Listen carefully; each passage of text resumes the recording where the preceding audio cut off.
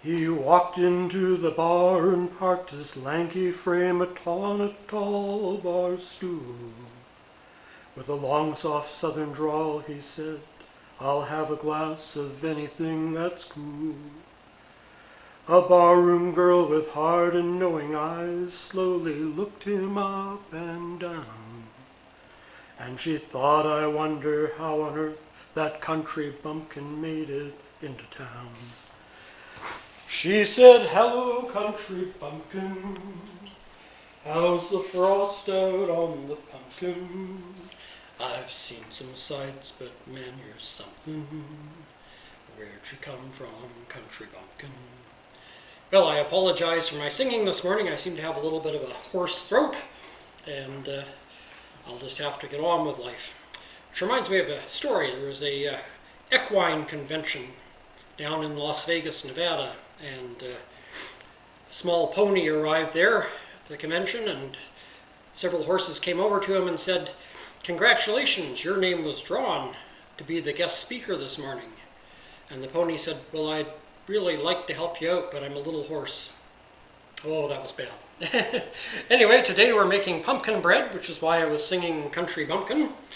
And it's a beautiful song. If you don't know it, it was sung by Kel Smith, and just Google it and have a listen to it. Really moving and touching country western song.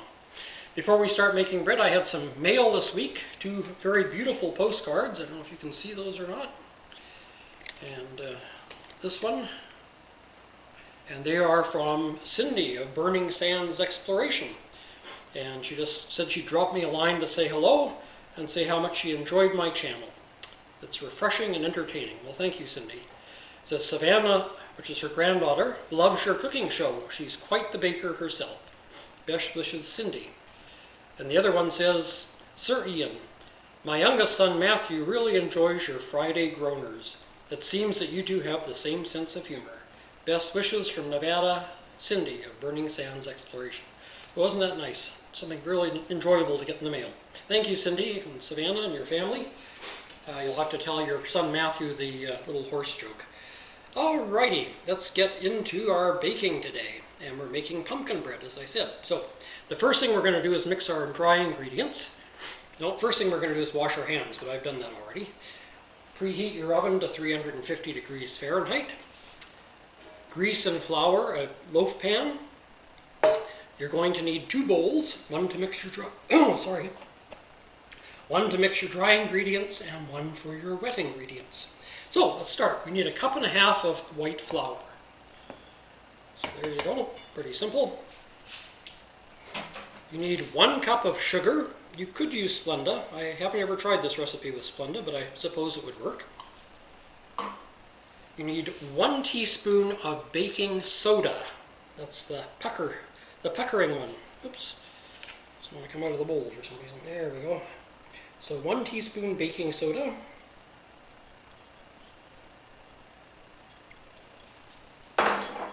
And 1 teaspoon of salt. It's a little humid here today for some reason. I don't know why. Usually this time of year when the temperature drops it gets to be pretty dry, but for some reason today it's a little more humid. Anyway, we want to blend that all together. I probably should have used a slightly bigger bowl, so I'll have to be careful in blending this so I don't go over the edges. Now again, I'm a hands-on person, but if you want to do your thing in a mixing bowl, you're a mix master, you could. I would recommend doing this part by hand because you're going to add this to the wet ingredients later. So anyway, you just want to get that all blended well together. And once that's done, you can set it aside. Next, you're going to want a slightly larger bowl because all your ingredients are going to end up in here. And for your wet ingredients, the first thing you're going to want is 1 cup of pumpkin puree. Now, make sure if you buy pumpkin, if you don't render your own, some people render their jack-o'-lanterns down. I usually do, but I didn't this time because we didn't have a jack-o'-lantern last year, and it's too early for one this year.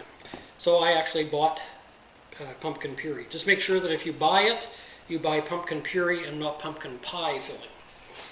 You just want straight pumpkin. All right. Our next ingredient after that is going to be a half a cup of olive oil. Or you can use canola oil. I'm using canola oil today because I didn't realize I was getting low on olive oil. But half a cup of vegetable oil, whether it be olive or canola. All right. Our next ingredient after you put that in is going to be 2 eggs beaten.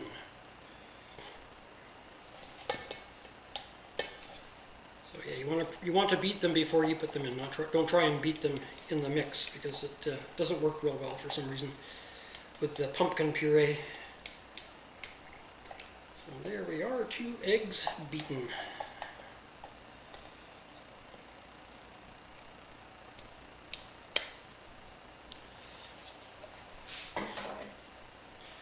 And our next wet ingredient is going to be a 1/4 cup of water. It's good old H2O, 1/4 cup. All right, now I'm going to put this aside because I don't need it anymore. And I'm going to use my fork to try and blend that all together. This takes a little work just because the pumpkin puree has to be mixed into it until it's basically sort of like a batter. But you just want to get in there and whisk that together with the fork.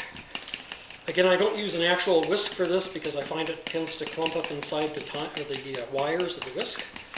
You could definitely use a mix master to do this if you prefer, or a food processor. But again, for several reasons I do it by hand. The main one being the noise. Because if I was using my mix master, you wouldn't be able to hear a word I was saying. Okay, I hear some of you out there saying, oh, please use the mix master. All right, we got that all whipped together. Now we're going to add our spices.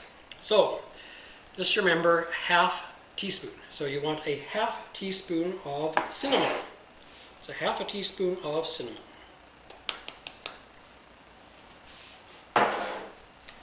A 1/2 teaspoon of nutmeg.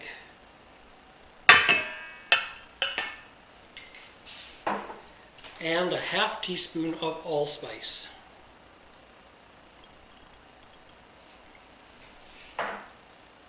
And you're going to put that in there.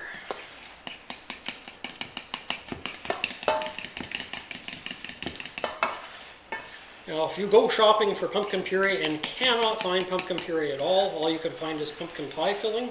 You could use that, but in that case, omit the cinnamon, nutmeg, and allspice.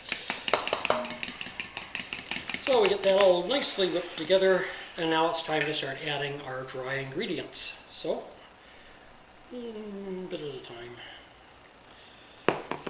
There we go. Start mixing that flour mixture in there.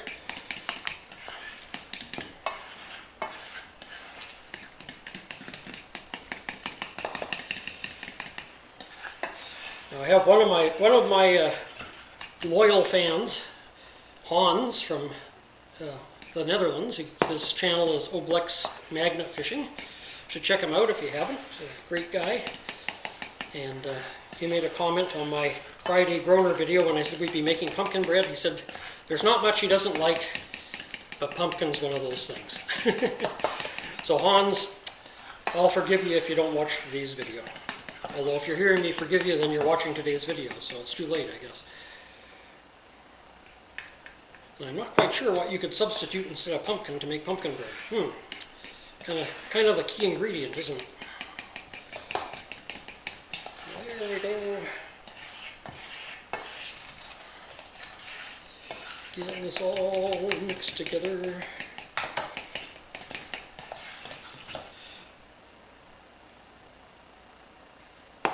Now, if there's any recipes that you would like me to try, like I did the Welsh cakes on a request of a viewer, Sapphire Lewis, asked me if I had a Welsh cake recipe, so I was happy to oblige her with that. if there's something you are curious about, you can email me. My email is in the About part of the video description at the beginning. Or not the About part, the video description. I always put my email address and mailing address in there. So feel free to email me and request. If it's something that I know or can research out, I'd be happy to do that on the air. There's some recipes are just a little too complicated to do on air. Somebody asked me about Szechuan style Shanghai noodles, which are delicious, and I actually do have a recipe for them, but it'd be about a 2-hour long video by the time we made the sauces and prepared everything and stir-fried it and boiled the noodles, and yeah, it's a long process, but it is a good recipe. If you'd like that recipe, I'd be happy to share it with you. Again, just email me and ask for the Szechuan style Shanghai noodles, and I'd be happy to share that with you.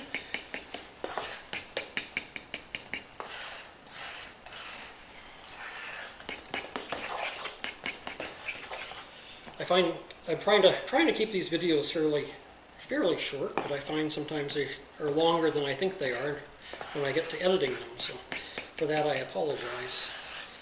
But anyway, get this mixed in here really well. We're almost there, folks. Almost there.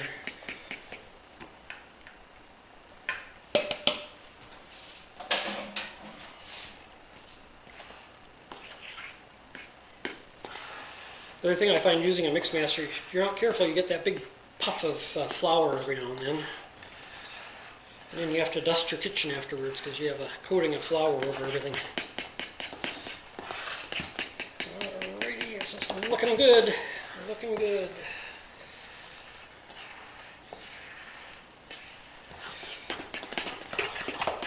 And there we go. You can see what that looks like. Nice deep orange, kind of a burnt umber color. And then I'm going to add 1/3 cup of chopped pecans. Now, you don't have to use pecans. You don't have to put nuts in at all. You could use, if you do, you could use walnuts instead of pecans. If you don't want nuts but would like some color, you could add cranberries or raisins. So that part's more sort of a decorative touch. It adds a little bit to the flavor, but is not a necessary ingredient. As you know from my previous videos, I just happen to love pecans and not so much walnuts. All right, it's ready to go. So I'll just scrape the fork off here.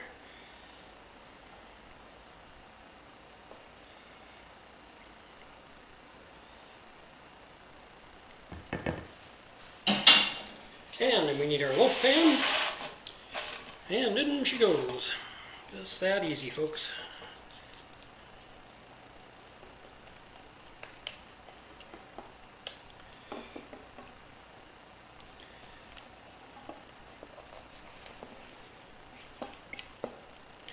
This is a nice seasonal loaf. Good for if you're invited to a Thanksgiving potluck or something, or you're having a fall potluck at your church. It's a nice addition of pumpkin bread slices. You could do these, I guess, in cupcake papers if you wanted to. Never tried it, but I don't see why you couldn't. I've done that with my banana bread recipe and done banana, I guess they're really more like muffins and cupcakes, but that's something you could do. But today we're making it as a loaf, so there we are. So we just give that a shake to get it nice and even. There it is, ready to go in the oven. Our oven is preheated to 350 degrees Fahrenheit, and we're going to put it in there, and we are going to bake it for, oh, there you go. It says right on the recipe you can make muffins as well. But it's if you use a muffin tin, you're going to bake them for 20 to 25 minutes. And on this one, we're going to bake it for 55 minutes. So we'll put it in the oven. So if you're doing a loaf, you want it in there for 55 minutes. If you're doing it as individual muffins, you want it in there for 25 minutes. So it's off to the races. It's in the oven and baking, and I'll come back when it's ready to pull out. So there you go. You can go do some housework, take a nap, read a book, go for a walk, whatever turns you on, and we'll be back in just a bit with our finished product. Alrighty, God bless. Alright, the time is up, as you can see, and our loaf is ready. So let's just check it with our probe to make sure it's cooked. And it comes out clean.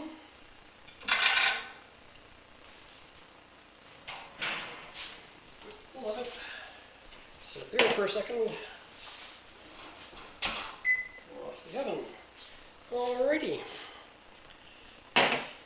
So, let's take her out of the pan and see how she looks.